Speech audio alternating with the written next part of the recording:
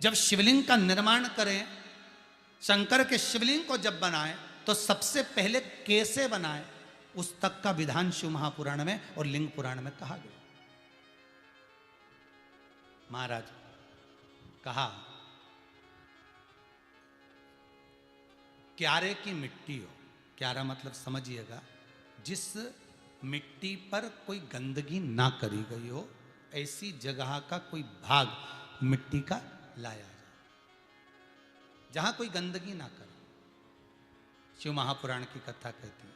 देखो, पिछले वर्ष के लॉकडाउन से लेकर अभी तक की जो कथाएं आप लोग सुने हैं, उसमें शिवलिंग मट्टी का किस तरह से बनाया जाए और कैसी मट्टी हो और उसमें पानी कैसा मिलाया जाए, कैसा शिवलिंग तैयार करा जाए, उसका विधान वर्णन नहीं कर पाए, परंतु आज कथा निकली है तो उसको सुन लो।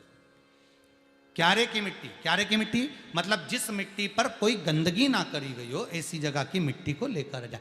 और मिट्टी को लाने के बाद थोड़ा पानी का सींचन कर दें, अर्थात घर में लाएं तो उससे पहले मिट्टी को पवित्र करें। अपने घर में गंगा जल रखा हो, यमुना जल रखा हो, सरयू जी का जल रखा हो, उससे मिट्टी का सींचन कर दें। मान लो अगर ये जल नहीं भी है तो जल के अंदर थोड़ा सा इत्र डालकर मिट्टी का सींचन करें। अगर इत्र भी नहीं है तो जल के अंदर थोड़ा सा दूध डालकर मिट्टी का सींचन कर।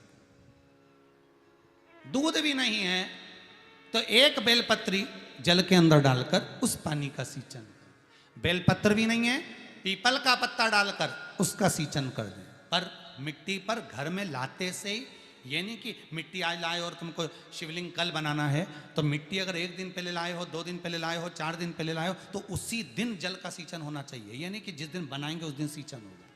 मिट्टी पर पानी का छींटा, सींचन भले ज़्यादा मत डालो, पर छींटा तो उस दिन लगा देना चाहिए जिस दिन घर में मिट्टी लेकर आए हो, जिस दिन लेकर।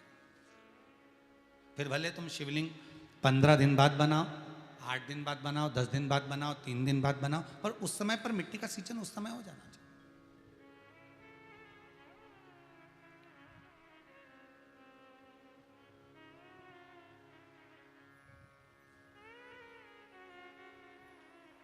फिर कहा,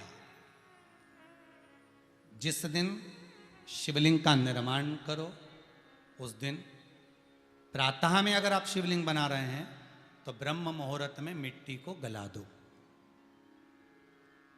किस पानी से गलाना है उसका भी प्रमाण, उसका भी शास्त्र वर्णन करा। किस जल से गलाया जाए, शिव महापुराण की कथा कहती है। अगर आपको आज शिवलिंग का निर्माण करना है, शाम को आप शिवलिंग का निर्माण कर रहे हो, तो अपने पानी का जो मटका होता है, हंडा होता है, रसोई घर में जहां पानी भर कर रखते हो, उसके नजदीक में एक कलश जिसमें अलग से ताजा जल भरा जाए और उस पर प्लेट ढकी हो और उस पर एक चावल का दाना रखा हो, उस जल को लेकर आओ। थोड़ी देर रखा रहे, आधा घंटा, 2 घंटा, 3 घंटा, 15 मिनट, 20 मिनट, पर वो पानी वहां रखा होना चाहिए। रसोई घर में अन्नपूर्णा का निवास होता है, परिंदे के पास पितरों का निवास होता है। अन्नपूर्णा, पित्र सब रसोई घर के भीतर विराजमान होते हैं।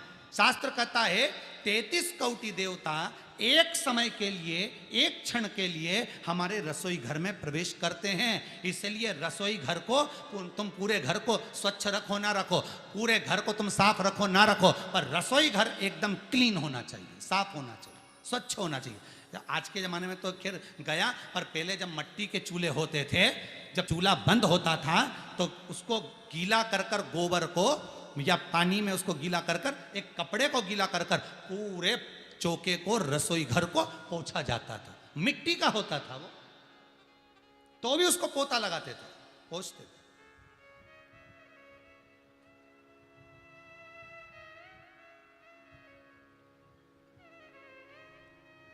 तो पहला क्रम है पार्थिव शिवलिंग का निर्माण।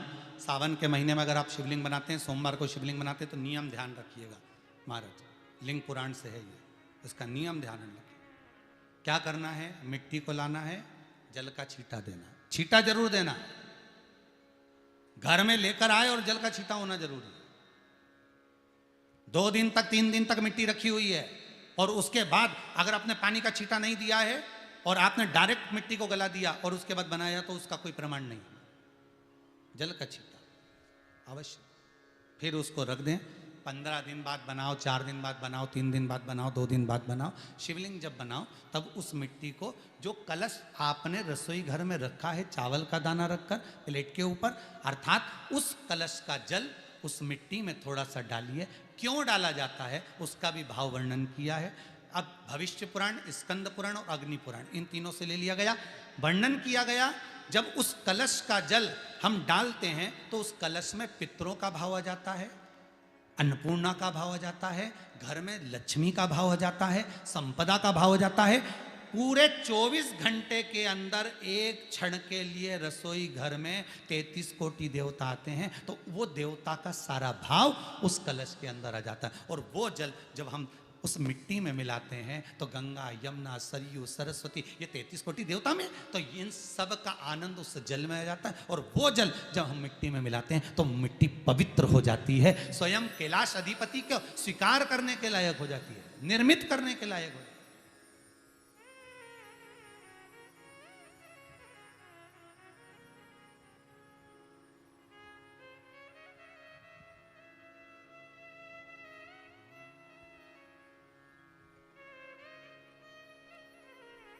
शिवलिंग का निर्माण। अब शिवलिंग का निर्माण कैसे करना? मिट्टी में गला दिया पानी में। सबसे पहले शिवलिंग बनाने से पहले पात्र को, पात्र जो होता है उसके नीचे एक बेलपत्र रखी जाती है। क्या रखना है? एक बेलपत्र। शंकर को झेलने के लिए कोई साधारण नहीं है पात्र जिस पे झेला जाए। स्वयं गंगा शिव की जटा में, और आप शंकर के शिवलिंग का निर्माण कर रहे हो, कोई साधारण नहीं हो सकता। स्वयं आप विदेश्वर संहिता के अंतर्गत पढ़े कि ब्रह्मा और विष्णु, ब्रह्मा ऊपर जा रहे हैं, भगवान विष्णु नीचे जा रहे हैं, तो पता नहीं कर पा रहे कि यहां चरण कहां पर और शीश कहां पर है, उसको जान ही नहीं पा रहे।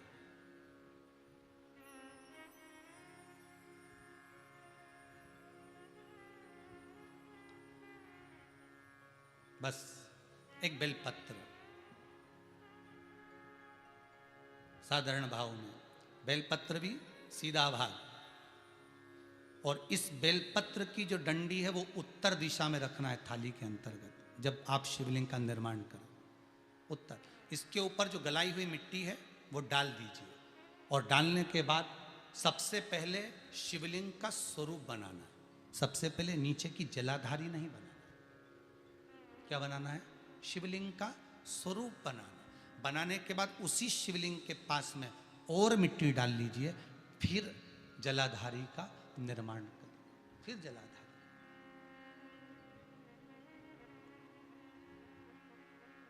शिवलिंग जलाधारी निर्मित हो गई। शंकर जी का संपूर्ण परिवार शिवलिंग में रहता है, आपको पहले भी कहा।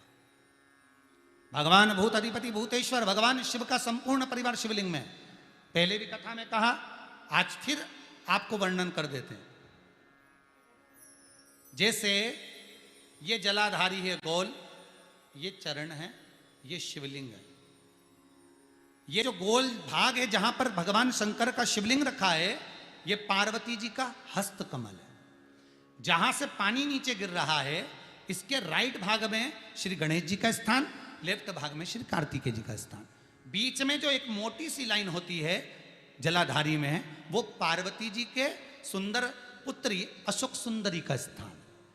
शंकर जी के ऊपर जो तिकोनी रखी रहती है, उसके ऊपर से जो जल बूंद बूंद नीचे गिरता है, ये जो पानी बूंद बूंद नीचे गिरता है, या आप कलश से जल चढ़ाते हो या आप श्रृंगी से जल चढ़ाते हो, तो ये जो पानी गिर रहा है, ये शंकर भगवान की 5 पुत्रियां, जया, विषहरा, शामरी बारी, दौतली और देव, ये शंकर जी की 5 बेटियां, 5 पुत्री। कार्तिकेय भी है, गणेश भी हैं, अशोक सुंदरी भी है, शंकर जी की 5 बेटियां भी हैं, शंकर भी है और पार्वती भी। अर्थात शिव जी के परिवार में आपको गणेश जी की पूजन अलग करने जाने की जरूरत नहीं पड़ेगी, शंकर के परिवार में पार्वती जी की पूजन अलग करने जाने की जरूरत नहीं पड़ेगी, कार्तिकेय की पूजन अलग जाकर करने की जरूरत नहीं है। शंकर का परिवार शंकर के शिवलिंग के साथ में उस जलाधारी में संपूर्ण परिवार शंकर का विराजमान है, संपूर्ण परिवार, कुछ भी नहीं, संपूर्ण, और पूरा परिवार है महाराज। फिर वही बात आई, ध्यान दीजिएगा, जिस व्यक्ति को नींद ना आवे, रात्रि को सोते समय टेबलेट खाने की जरूरत नहीं, शंकर भगवान की 5 पुत्रियों का नाम लीजिए। जया, हाथ में जल लो, पलंग पर बैठो, जल हाथ में लिया, जया आचमन कर लो। विषहरा आचमन कर लो। श्यामली बारी आचमन कर लो। दौतली आचमन कर लो। और देव आचमन कर लो। ये शंकर की जो 5 पुत्रियां हैं, ये ऐसी पुत्रियां हैं जो निंद्रा देवी को लेकर आती हैं और हमें विश्राम का आनंद सुख प्रदान करती हैं।